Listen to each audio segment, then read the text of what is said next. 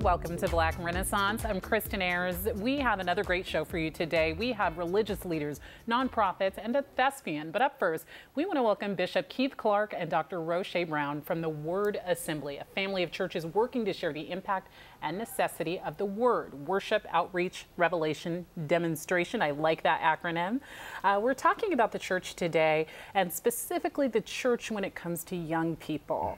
Now, talk to me about some of the challenges. We know historically the church is a center of activism and worship and fellowship for African Americans in particular, but it's kind of a challenge, Bishop Clark, getting young people into the church. You're so right, Kristen. One of the problems that I think has existed, I would say maybe around the 70s, is that within the black community, the family structure was just dismantled.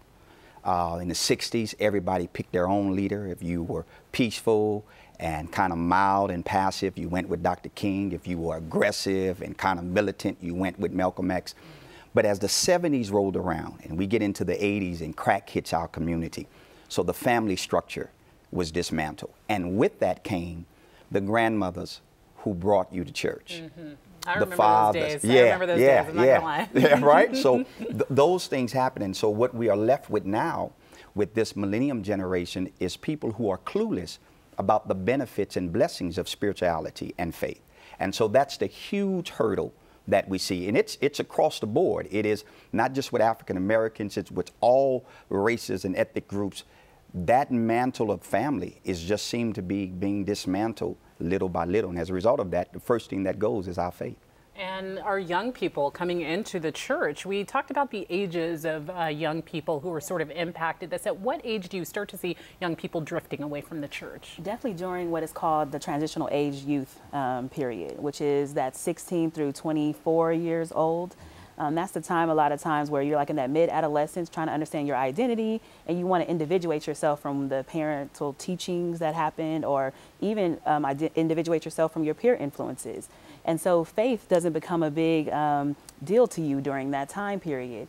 So I think what happens is that we are in a place of exploring other options in our lives and trying to figure out how do we get to a place that we can actually navigate with spiritual faith within our actual world. That makes a lot of sense, and it really puts the responsibility, I suppose, on the church to kind of try and figure out how to come at these young people a different way. Talk to me about what Word Assembly is doing.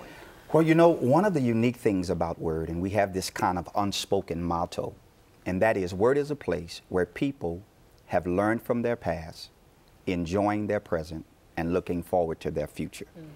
What necessitates us being transparent. And I think where we have been maybe a step ahead of some of my peers and other congregations, not better, but different, in that we are a very transparent church. In fact, about it, I'm in a series now at our church that is just blowing us out of the water. Attendance is crazy. Really? We're talking about rethinking sex. Now, when talking about sex in the church? Exactly. Yes. when you think of subjects like sex and those kind of hard issues, the church has kind of in history stayed away from it. And if it did address it, it just told you not to do it and never told you why not to. That's pretty revolutionary. Yeah, so I think what happens is with Word, and there are other churches who do it as well, and that is the message. The message has to be relevant. We are beyond the time when people want to come to church just to know what the Bible says and what the Bible means. We need people now, people are coming now so that they can know what the Bible, how it relates to their lives. How do I live this out? Because if there is education with no application, there will be no transformation. Absolutely. That's pretty good. I'm going to put that in the sermon. That is good. Yeah. I'm sitting here listening. I was ready for the sermon to start right now. This is so important, though, and we're getting short on time here, but this is a message that, is it something you'd like to get out to other churches? Is this something everyone needs to be doing? I think it is, and I think it's really the motto of Jesus. When Jesus closes out the Sermon on the Mount, he makes a powerful statement. He says, "He that hears my words and does them, I will liken him unto a wise man."